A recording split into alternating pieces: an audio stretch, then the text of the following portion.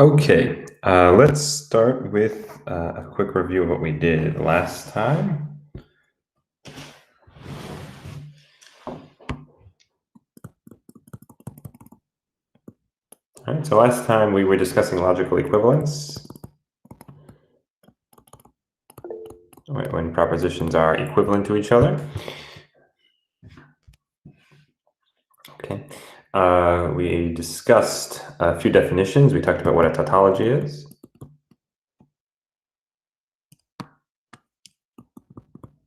What a contradiction is, and what a contingency is. Okay. We also talked about satisfiability. We defined what it means to be satisfiable.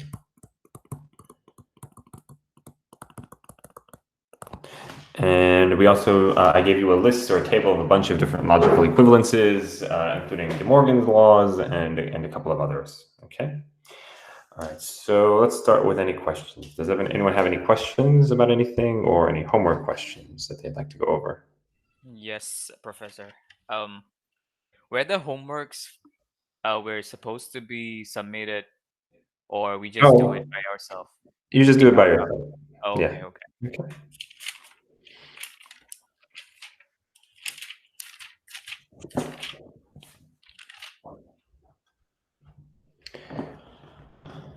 I had a question for exercise 1.1, 17F, 17D. Let me take a look.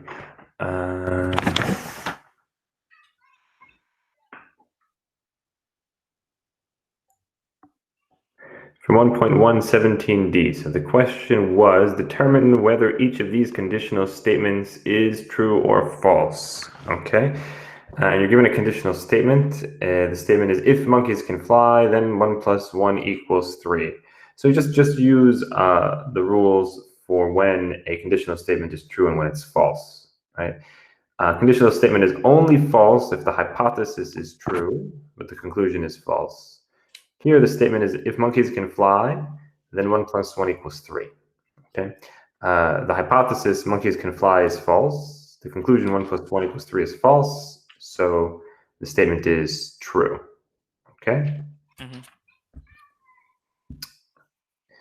All right. Any other questions? The distributive laws. Oh, so we discussed a couple of. Yes, one moment. Let me just answer this one for 1 second here. We discussed a couple of equivalences last time. One of the equivalences I gave you were the distributive laws. So just to recap, those were the laws P or Q and R is equivalent to P or Q and P or R. Okay, and same thing for conjunction. P and Q or R is equivalent to P and Q or P and R. Okay, so all I'm telling you is that these are two equivalences, meaning they're the same. So the statement P or Q and R, right, or saying P or either Q and R, is the same thing as saying P or Q and P or R, right? And you can show that those are equivalent using a truth table, and same thing for the second one. Okay, so that's all it's saying, that those statements are equivalent. When one is true, the other will be true. When one is false, the other will be false. Okay. All right, go ahead. So you had another question? It's like distributing, basically. Yes, that's the idea of it. Your distribution works with conjunctions and disjunctions. Somebody had another question? My question was with the conditional statement. What about them? So so it says like if P then Q is false, then when P is true and Q is false, and true otherwise. So my question was, if P then Q is true when P is false and Q is true, like vice versa, everything is. Okay. So if the hypothesis, if P is true, or excuse me, if the hypothesis of P is false, then the conditional statement is automatically true. And what if both are false? Also true. Okay. Okay, it's a true statement. Okay, still. Okay. Okay. Page 34, number 5. Let me take a look.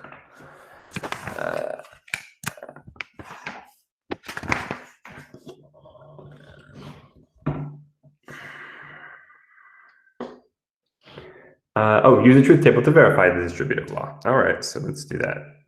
Okay, I'll do it for the one given. P and Q. So we're asked to verify this logical equivalence here using a truth table. So we can do that. We've got 3 variables, P, Q, and R. Okay. So P, Q, and R. All right. When we have 3 variables, we're going to need 8 rows. Right? It's 2 to the power of 3, 8 rows. Okay. Next, I've got a Q or R, and I've got P and Q or R. Okay, that's the left-hand side. Now let's look at the right-hand side. I've got a P and Q. I've got a P and R. And I've got a P and Q or P and R. Okay, and that will give me the right-hand side. Okay, so here's the left-hand side, here's the right-hand side. Those two, the truth values should be the same in every case, and then we'll prove that they're logically equivalent. Okay, so how do I start? I'm going to start by doing, for P, 4 trues, followed by 4 Fs, 4 falses. Okay, for Q, I'm going to alternate every 2, so true, true, false, false, true, true, false, false, and then for R, I alternate each one, true, false, true, false, true, false, true, false. That will give me all 8 different possibilities.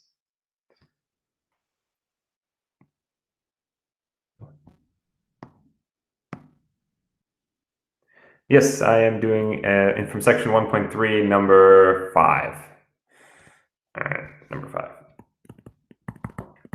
Okay. All right. Okay, Q or R, that's a disjunction. It's true as long as one of them are true. So true, true, true, false, true, true, true, false. Okay.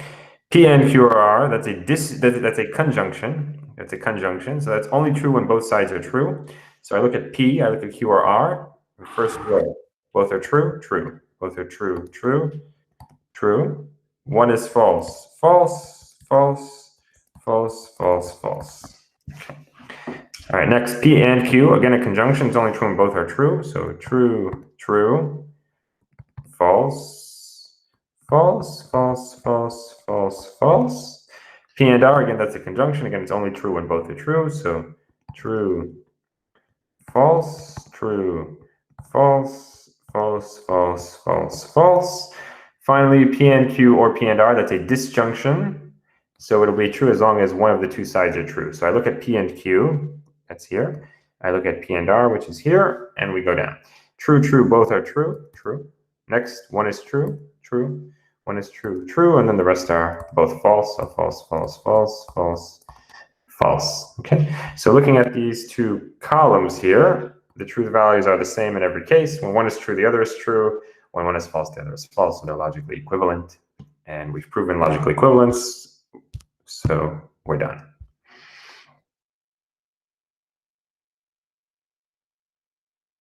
Okay.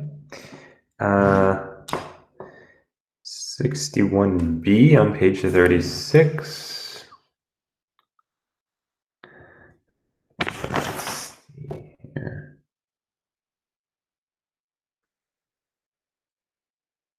All right. So for that, you're asked in 61, you're asked to determine whether each of these compound propositions is satisfiable. So one way to do it again would be to just use the truth table again. Draw a truth table for the proposition and see if it's ever possible for this thing to be true. If there's a circumstance where it can be true, then it's satisfiable. Okay, so that's what I suggest you do. Draw a truth table and you will see if there's any case where it could be true, the statement. Okay.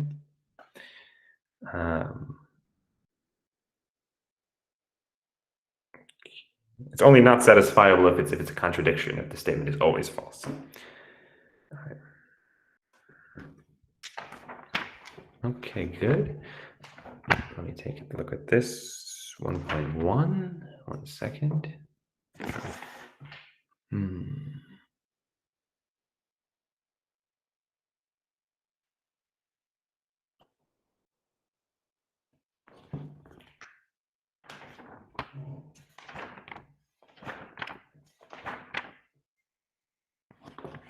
Okay, so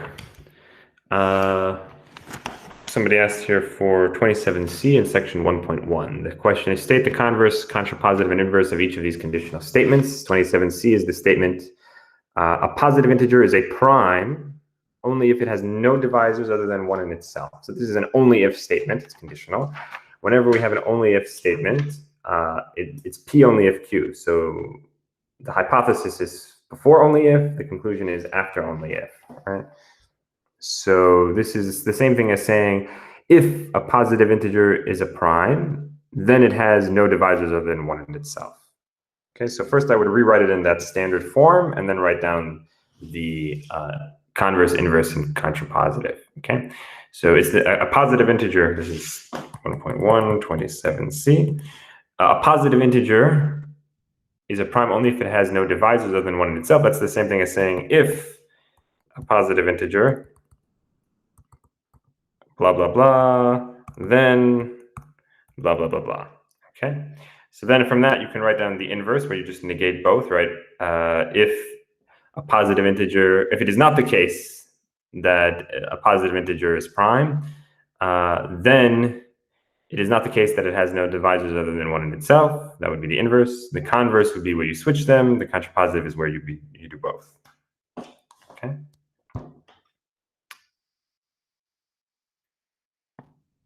All right. Any other questions?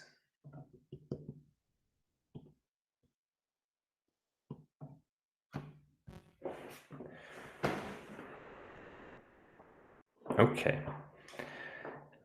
All right. So let's now pick up from where we left off. We're now going to start section 1.4, predicates and quantifiers.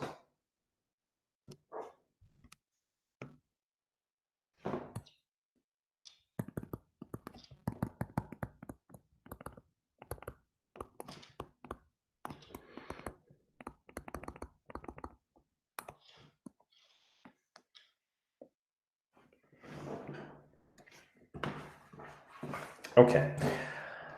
So in this section, we're going to discuss how to write down quantified statements as logic expressions. We're going to introduce new notation for that. Okay. So first of all, what is a quantified statement? Let's start with the definition of quantification. Okay. So quantification expresses the extent to which a statement is true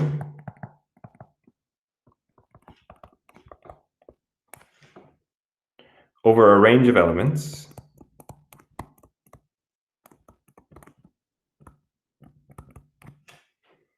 from a given domain.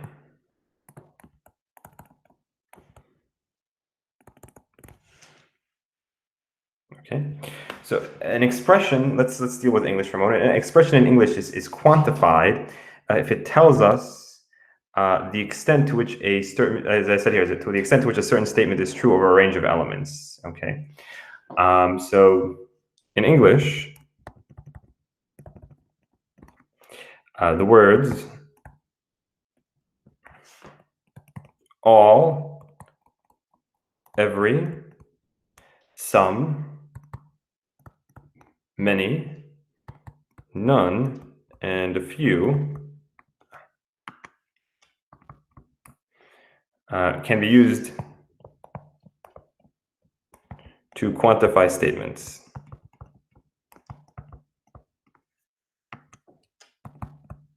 Okay, so let me give you an example of what a quantified statement looks like.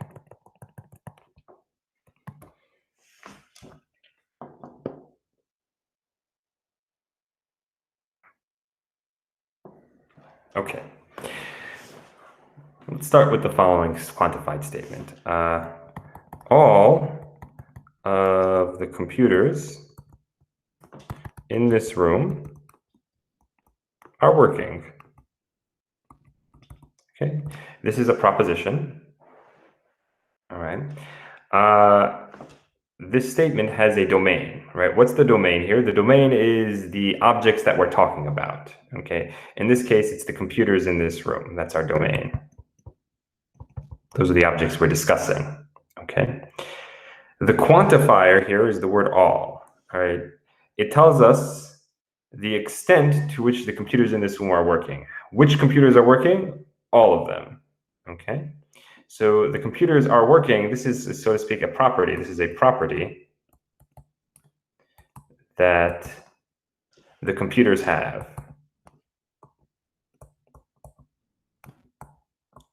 Okay, and the word all here is our quantifier.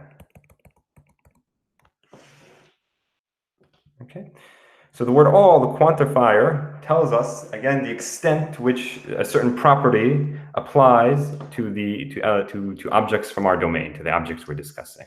Okay, I could have quantified this sentence a different way. For example, I could say some of the computers in this room are working.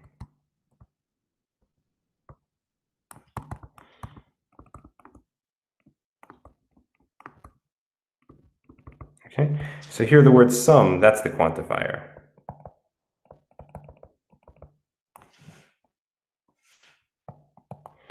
Right. Or I could say none of the computers in this room are working.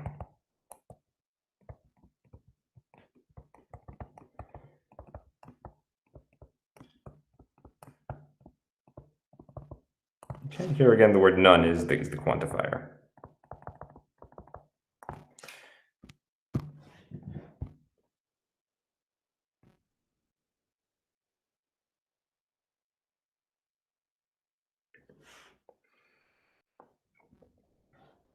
Okay. All right.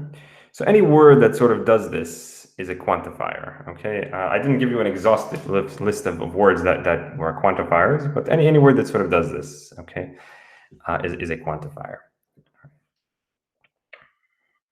Okay.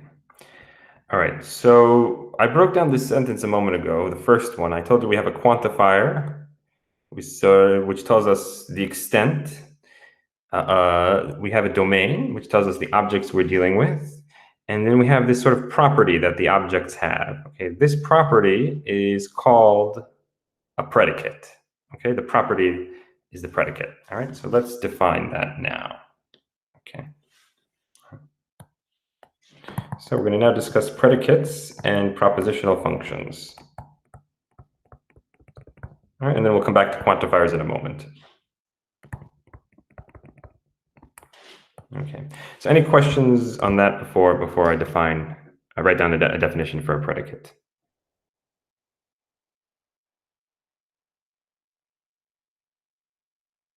Okay, all right. So going back to a similar sentence to what we were dealing with before, let's say, here in our first example, let's say I give you a sentence like this. Not exactly the same. Let's say I tell you computer X is working. Okay.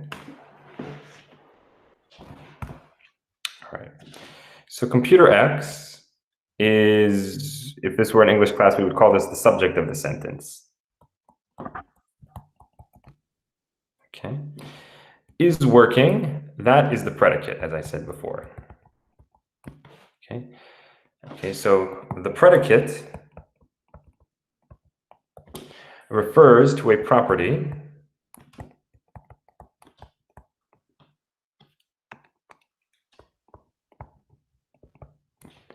that the subject of the statement can have.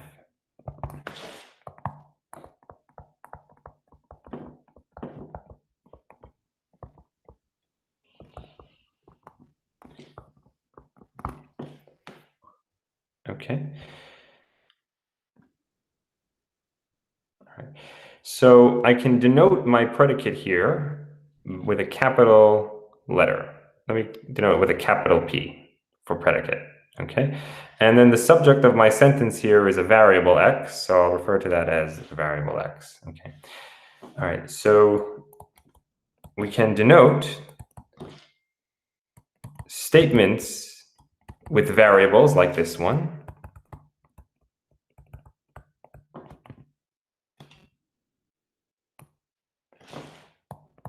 by P of X, where that's a capital P.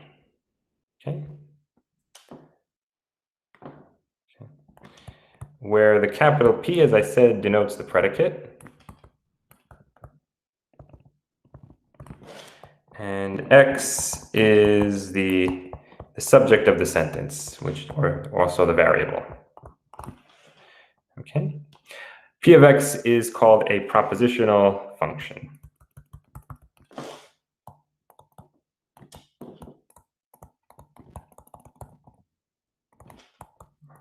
Okay. So a propositional function is a function. It's not a proposition, right? If I look back at the sentence, computer X is working, that is not a proposition because I don't know what X is. Okay.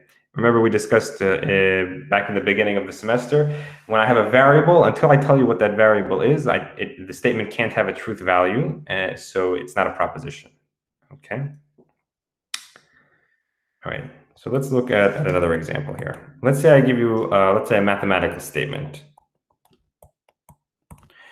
This is the statement, X is greater than 5, right?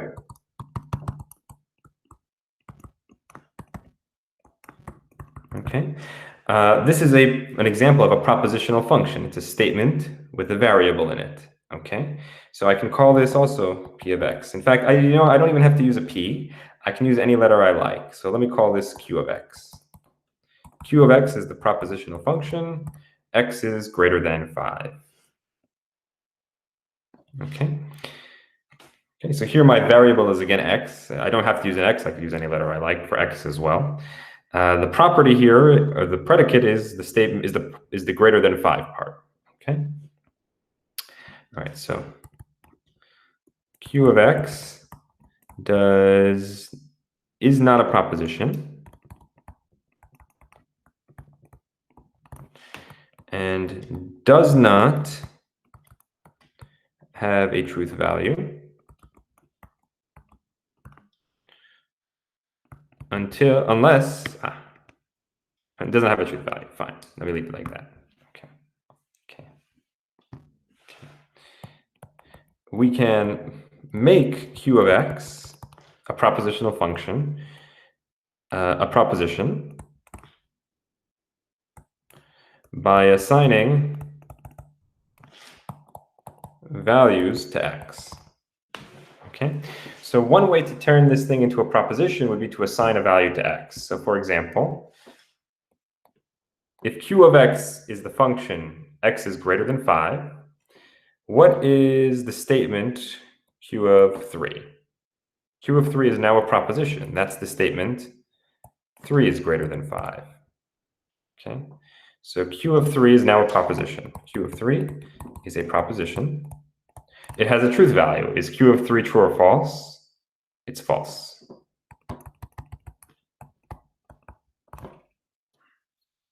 Okay. Right. If I plug in a 6, Q of 6 is a proposition. That's the statement 6 is greater than 5. That also has a truth value. It's true. Okay. So if I have propositional functions, I have statements with variables in them, with unknown elements.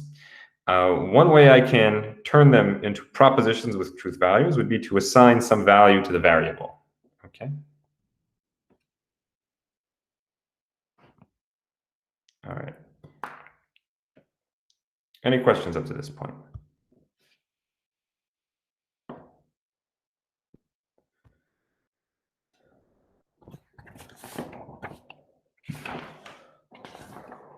Okay.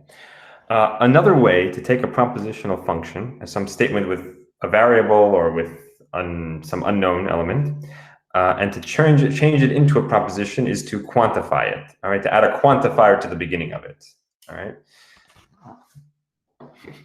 So we're going to discuss now 2 different types of quantifiers. Okay, a universal quantifier and an existential quantifier.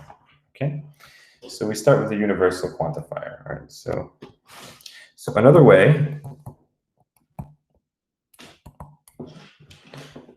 to turn a propositional function, that's for a propositional function, into a proposition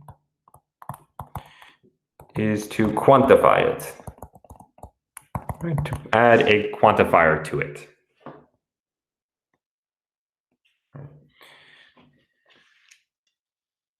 Okay. So we're going to discuss two types of quantifiers. So we will discuss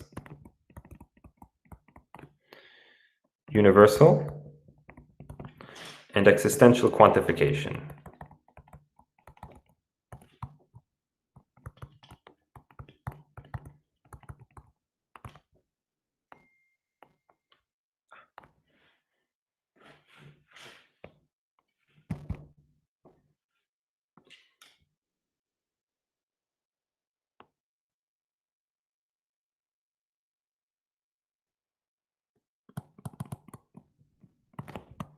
All right, we start with universal quantification.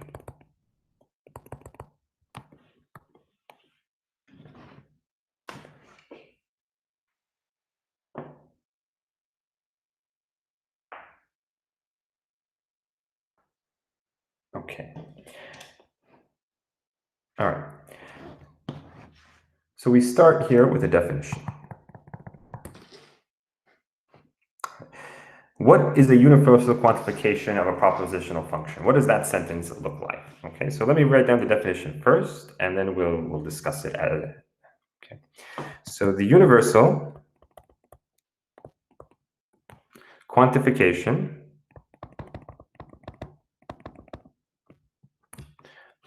of the propositional function p of x is the statement. Okay.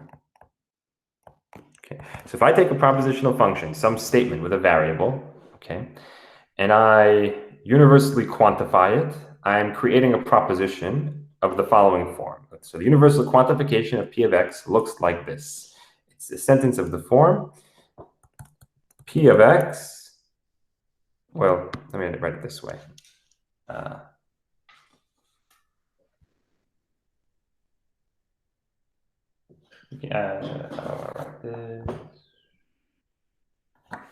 Yeah, let me write it this way. For all x, and I'll write in parentheses here, in the domain,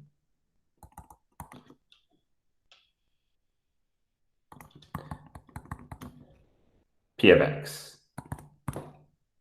Okay.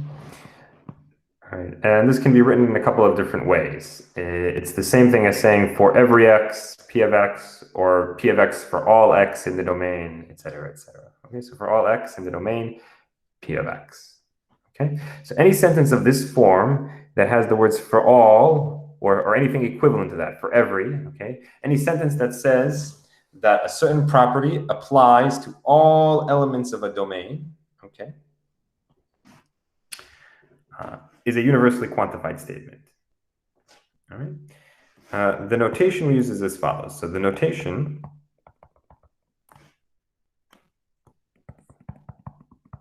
written like this, with an upside down a followed by an x followed by p of x. This denotes the universal quantifier, universal quantification of p of x.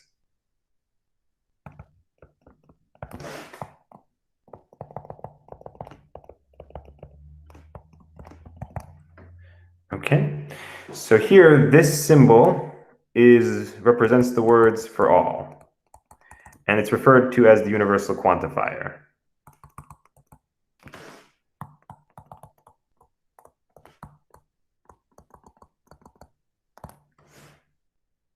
Okay, so it would be read as, if I write this down, this upside down a represents the words for all, so it's for all x, p of x. Okay. So this means for all x, as I said above, for all x in the domain, p of x. Okay, I'm not going to include the words in the domain, but that's implicit. Okay. All right. One more definition here. An element in the domain for which p of x, our propositional function, is false is called a counterexample. So an example that shows something is false is called a counterexample. It's called a counterexample of for all x p of x. Okay. All right. So, like as I said, for all, it's equivalent to saying for every, or anything equivalent to that. Okay. Any phrase like that is a universal quantifier. Okay. It's a statement about all elements in a given domain. All right. So let's see an example here. Any questions before I do some examples?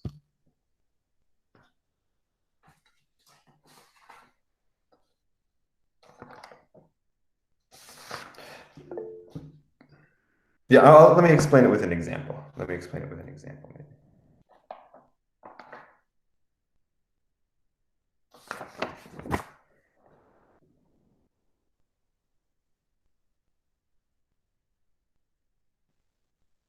Excellent. Okay, let me demonstrate this with an example. Yeah, and then hopefully that will answer some of your questions here. Okay.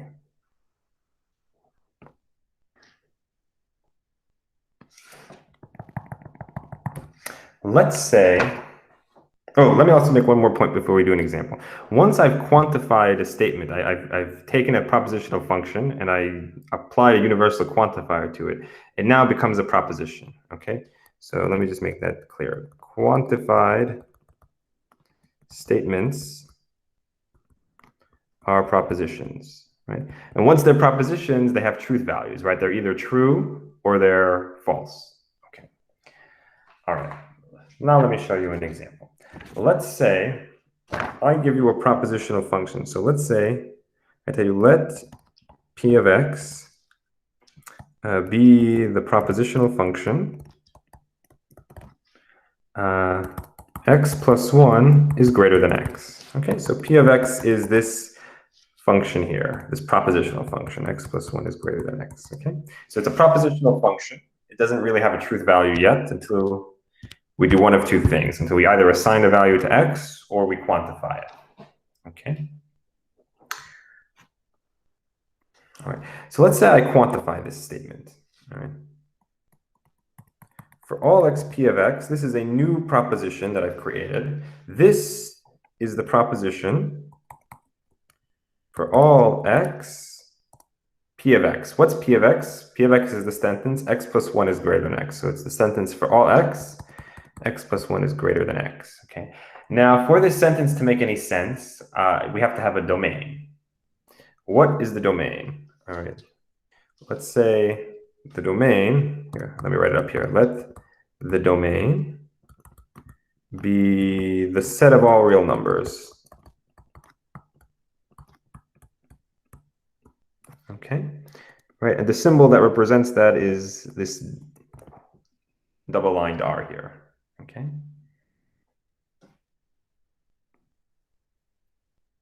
All right. So this is really the sentence. Let me stick in the domain in here. This is really the sentence. For all real numbers x plus 1 is greater than x. Okay. So this is the universal quantification of p of x. For all real numbers x plus 1 is greater than x. Okay, so I took my sentence p of x, well, my statement p of x, and I turned it into a proposition. Okay, this is now a proposition. Okay, it has a truth value. All right, it's true or it's false. What do you guys say? Is this a true statement or a false statement? True. Yeah, It's true. Yep. Yeah, exactly. Take any number, add 1, you get a bigger number. Okay. All right. So now, for all x, p of x is a proposition, right? It's true. Okay. Let's see another example. But before we move on to another example, why is this statement true, right? It's stating, what is the statement saying? It's saying that for every real number x, for every single element in my domain, p of x will be true, right? X plus 1 will be greater than, or x plus 1 will be greater than x, okay? Since p of x is true for every real number, right? X plus 1 is greater than x for every real number. So then my statement is a true statement. Okay, let's now move on to another example. Okay, let's say p of x is the propositional function from before. X is, I think I wrote x is greater than 5. Okay, and let's say the domain now is the set of integers.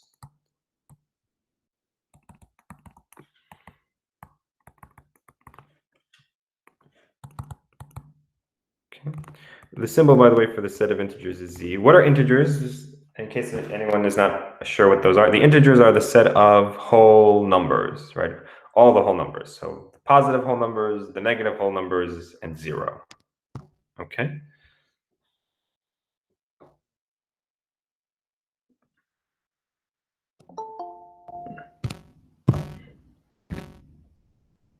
Okay.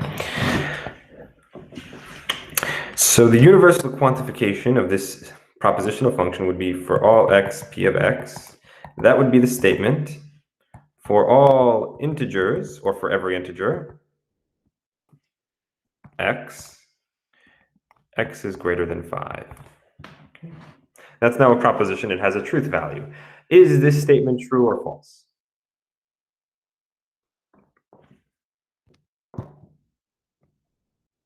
Right, it's false.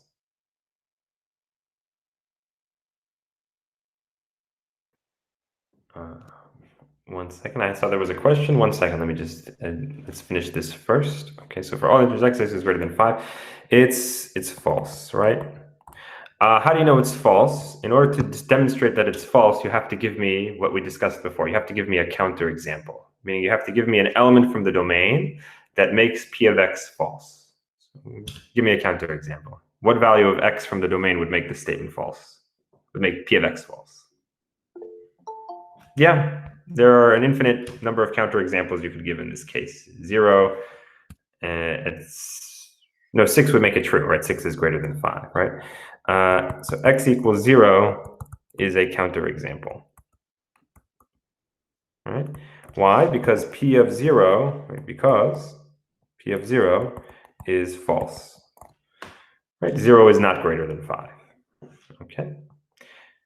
All right, so to show that a universally quantified statement is false, you need to be able to find a counterexample. You have to be able to find a value of x from the domain for which p of x, the given statement, the given function is false. Okay.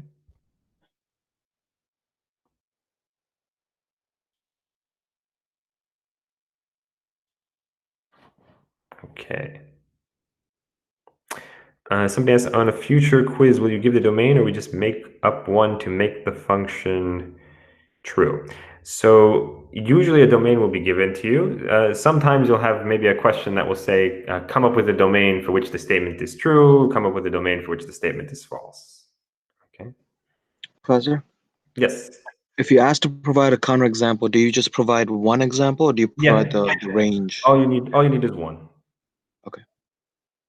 All right. Once you find a single counterexample, the statement is false. Why? Because a universally quantified statement says that p of x is true for every single element in the domain.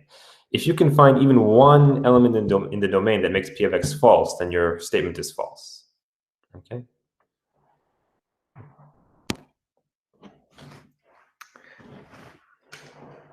Okay. All right. So let's write that down. Okay.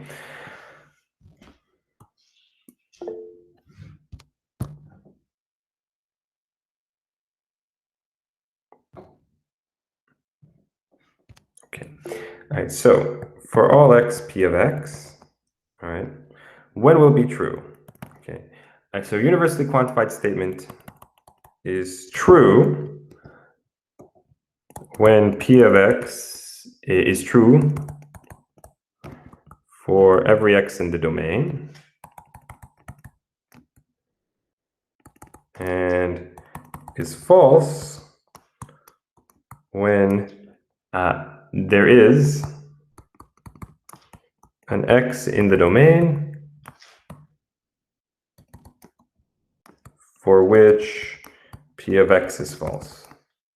Okay, right, so sort of getting to what I was saying before, if you change the domain, you could change the truth value of your universally quantified statement, right? So for example, in the previous example here, if my domain was all numbers greater than 5, or all numbers greater than 10, then this statement would be true.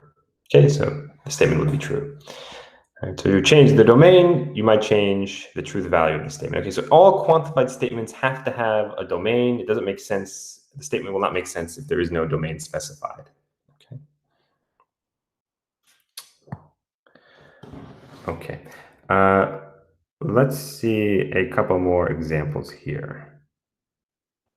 Okay. All right.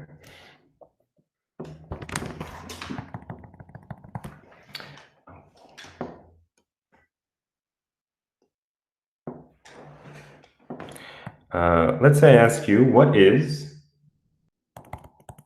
the truth value of the universally quantified statement for all x? Instead of writing p of x, I'm just going to put in the propositional function here. For all x, x squared is greater than or equal to x. Is that true or is that false? Where the domain, I have to tell you the domain, of course, where the domain consists of all real numbers. Where the domain is the set of real numbers, the domain is R. Okay. What do you guys say? Is that true or false?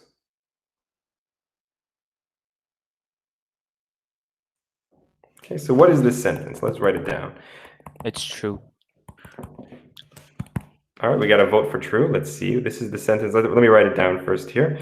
Sentence for all real numbers, or for every real number, x squared is greater than or equal to x. Okay, so we have a vote for true. What else do we have?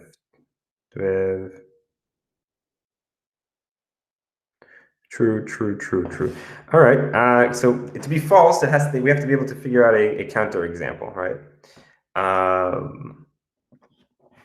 Can anybody think of a counter example? Is there a real number x such that x squared is not greater than or equal to x?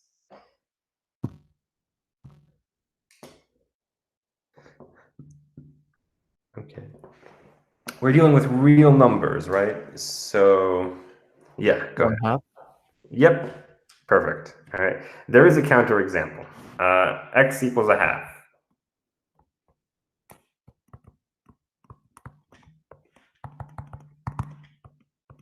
One half, that's a real number, right? Real numbers include whole numbers, fractions, rational numbers, irrational numbers, okay? X equals 1/2. If I square that, that's going to be 1/4. So 1/4 is not greater than or equal to 1/2. Okay, so here our propositional function is false when x is 1/2. We found a counter example. It's false for any number between 0 and 1. Okay, so this statement is false. Okay. Okay. Good. All right. Okay. One more point here about universal quantifiers. A universal quantifier is sort of similar to conjunctions. For example, if let's say the domain consists of, let's say the elements, let me call them x1, x2, all the way up to xn. These are the elements in my domain. Okay. So for all x, p of x, that's equivalent to saying p of x1 and p of x2 and ... and p of xn. Okay. Why? Because the two sides will be true at the same time and false at the same time, right? Looking at the left-hand side for a moment, a universally quantified statement is true when P of x is true for every value of x in the domain. And that's what's going on the right-hand side too, right? Here, this is a conjunction. Conjunctions are true only when each single one is true, where every single one is true, okay? So a universal quantifier is sort of the same idea as a conjunction over all the elements in the domain.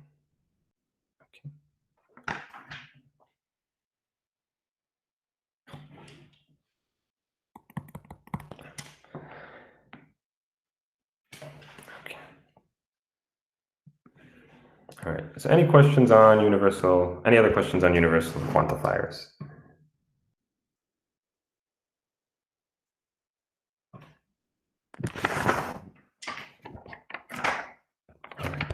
Let me now introduce to you the existential quantifier.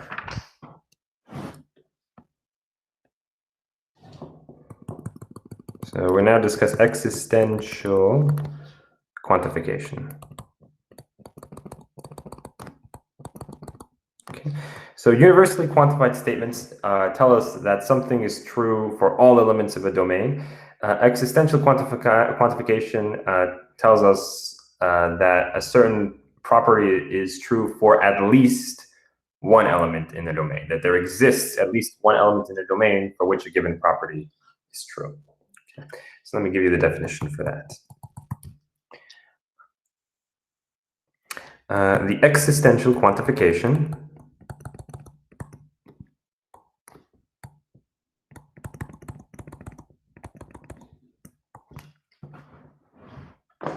of P of x is the proposition. And so again, once we've quantified a statement, it becomes a proposition. Is the proposition there exists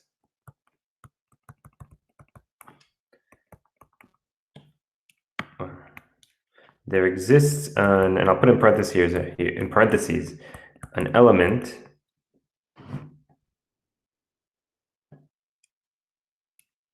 well, let me write it this way. Yeah. Without the parentheses. There exists an element x in the domain such that P of x. Let me give it to you this way, okay? So any statement of this form is an existentially quantified statement. Okay? Any statement that says there exists an element or there is an element, there is at least one element from the domain that has the property P, right? Such that P of x, that's an existentially quantified statement. Okay. We use the notation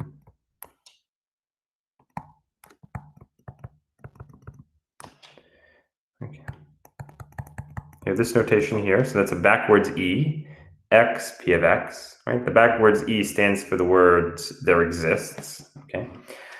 We use this notation for the existential, or to denote the existential quantification of P of x.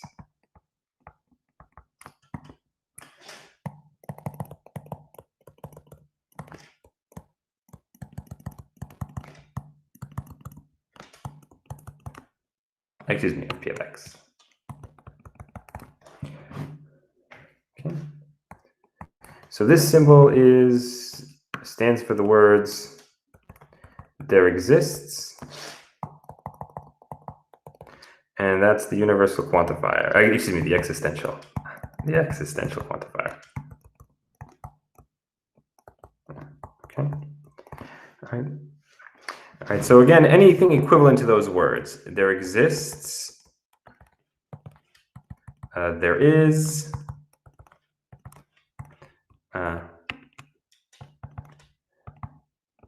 there is at least one, some, okay. Any phrase that means that is an existentially quantified statement. Okay.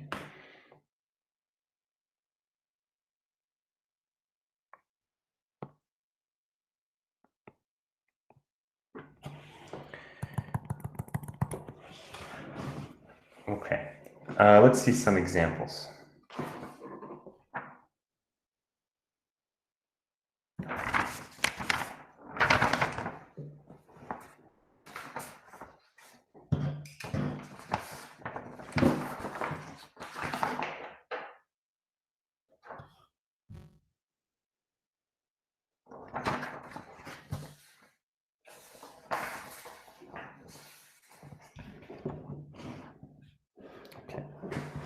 All right, let's say P of X is, again, the function X is greater than 5, okay? And let's say the domain is the set of real numbers again. All right, so the proposition, the existentially quantified statement, there exists an X such that P of X is the statement, there exists, or there is a real number X such that X is greater than 5. Okay, so notice when I was writing this, I stuck in the domain in here. There is, that's the existential quantifier, that's the domain. Here. And this is P of X. This is a proposition, it has a truth value. Is it true or false?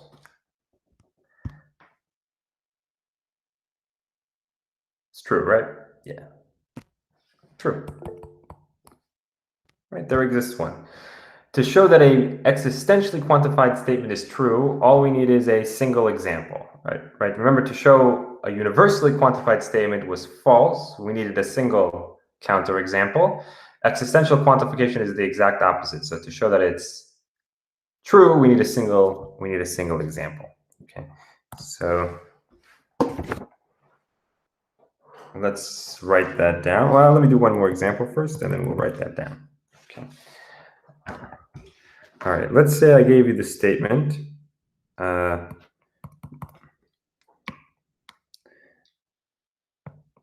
exists an X such that X equals X plus 1, and again, the domain is the set of real numbers. Okay, so this is the sentence. There exists, or there is, the same thing. There is a real number X such that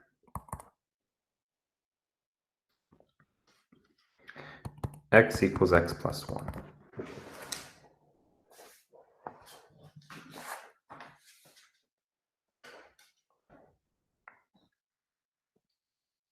True or false?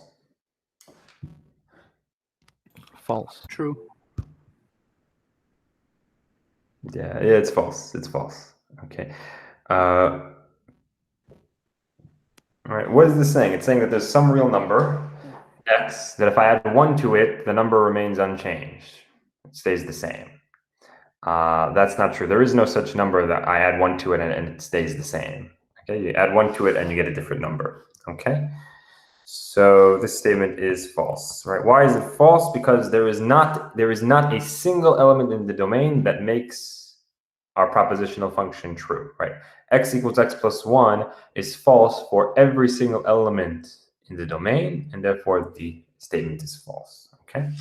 So again, this is like the exact opposite of universal quantification. So let's write that down. When will it be true? When will it be false? Okay, so there exists an X such that P of X is true when there is an X, right? There's an element in the domain for which P of X is true.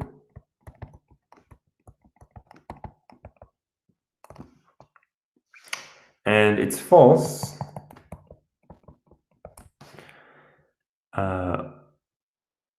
when P of X is false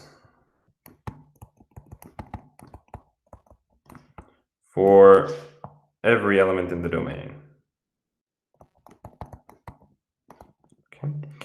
And just like a universally quantified statement was equivalent to a bunch of conjunctions, existential quantification is equivalent to a bunch of disjunctions, right? So if our domain, again, if our domain is a set of elements x1 through xn, okay, then the existential quantification of p of x is equivalent to saying p of x1 or p of x2 or ... or p of xn. Right? Why is that again? Because they'll be true or false in the same exact time, under the same circumstances. There exists an x such that p of x will be true when p of x is true for at least one value in the domain. And p of x1 or p of x2 or ... p of xn will be true when p of x is true for at least one element in the domain. Okay, and false otherwise.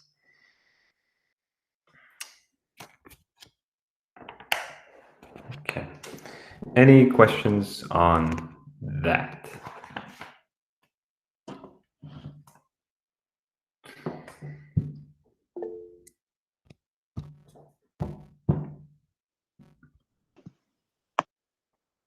Oh, I'm just saying that these things are logically equivalent. So if I have a domain, my domain is, let's say, some finite set. It's got the elements x1 through xn.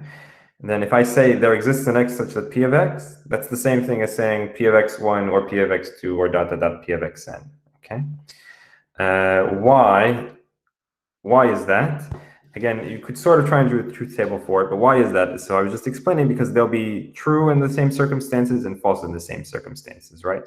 The left-hand side will be true when p of x is true for one element, and false when p of x is false for all elements. Same thing on the right-hand side. This is a disjunction. It's true as long as one of them is true, right? It's only false when all of them are false.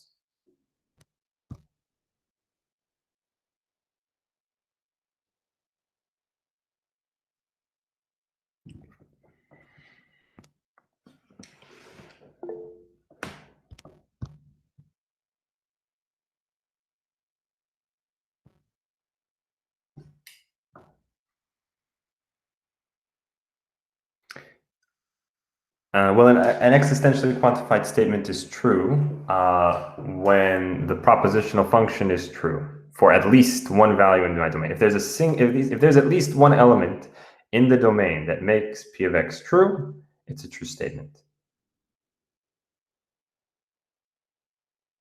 Yeah.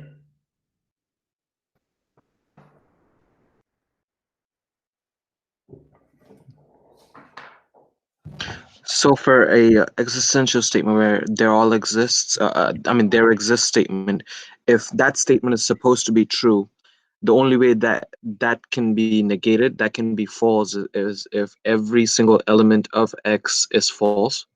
Yeah, every exactly. Okay.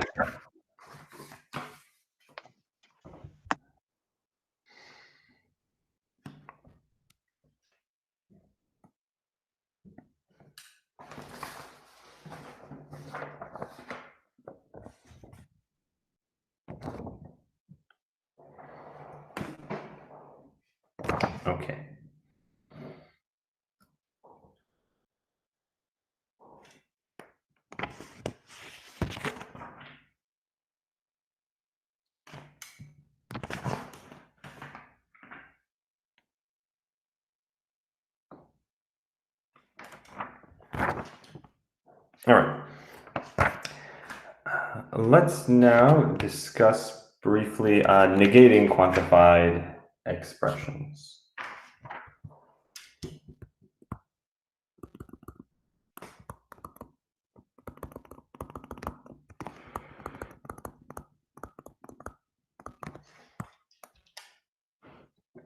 Okay. All right, so if I want to negate, let's say, a universally quantified statement, it is not the case that for all x p of x, okay, that is equivalent to there exists an x such that it is not the case that p of x. Okay, those two things are equivalent. So in other words, what I'm telling you is that we can move a negation sign across a quantifier, but it just changes the quantifier. Okay, so in English, these two sentences would be equivalent, and same thing for the existential quantifier. The negation of there exists an x such that p of x is equivalent to for all x, it is not the case that p of x.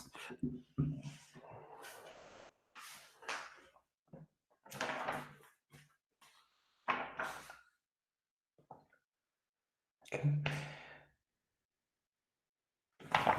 So these, by the way, are referred to as De Morgan's laws for quantifiers.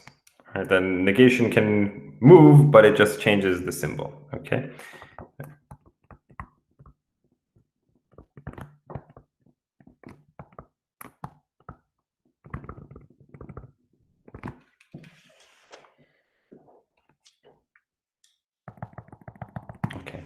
All right. So, for example, let's say I have the statement for all x, x squared is greater than x. Okay.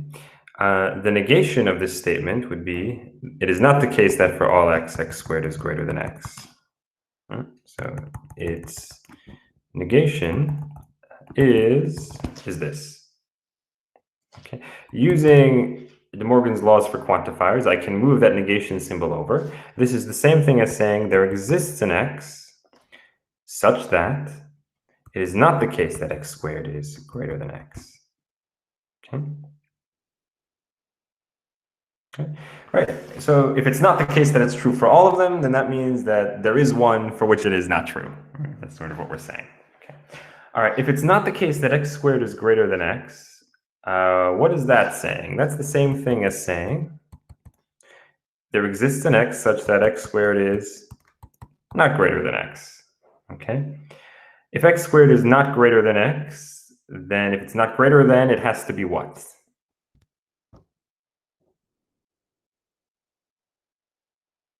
Right? If x squared is not greater than x, it has to be, what's its relationship to x?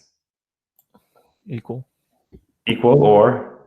Less than. Less than, exactly, okay? So that's the same thing as saying there exists an x such that x squared is less than or equal to x. Okay. All right, one more example of this. Let's say I give you the statement, there exists an x such that x squared equals 2. Okay. Oops, sorry. Its negation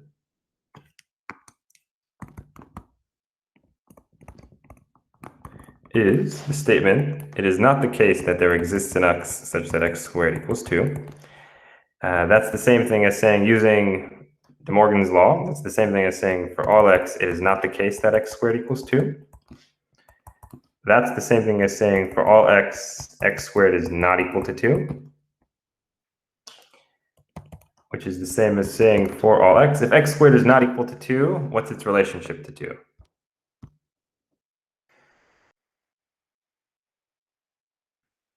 Greater than or smaller than?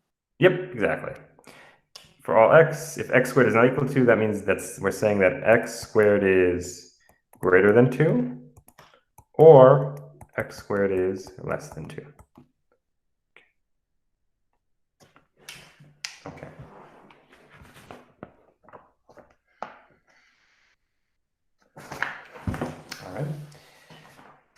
All right. One more thing on negations here. We can use negations to represent the words none or no one. Okay.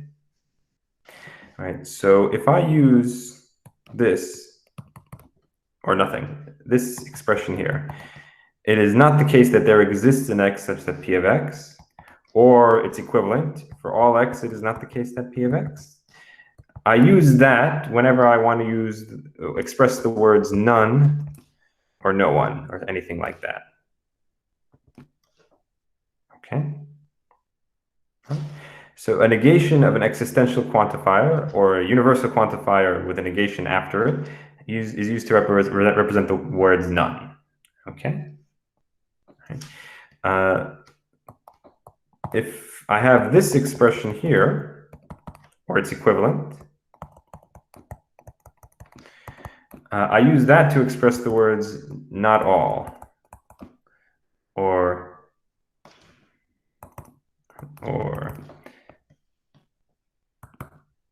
there are some such that not p of x, whatever p of x is. Okay, so the second one here, I use when I want to say that something is not true for all elements, meaning it's true for some, but not necessarily true for all. I use the first when I want to say something is not true for any element in a domain. Okay.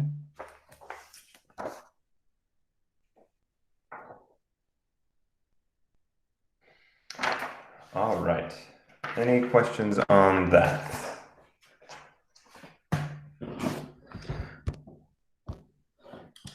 Okay. All right. We are going to stop here for today. Before you go, just a couple of quick things. Number one, I'll have some homework up for you on Blackboard. Number two, for our first quiz, I want to make the first quiz next week, Wednesday. Okay. So we'll discuss it a little bit more on Monday before the quiz. The quiz will cover whatever we've done up until now, or up until Monday at least, and it will be on Blackboard.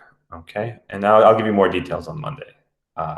Any questions, any brief questions, general questions about that now?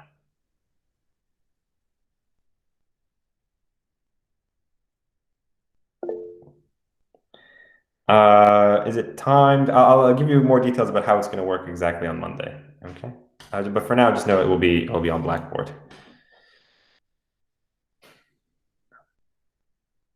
Okay. All right, let's do the attendance now. Everyone just let me know you were here.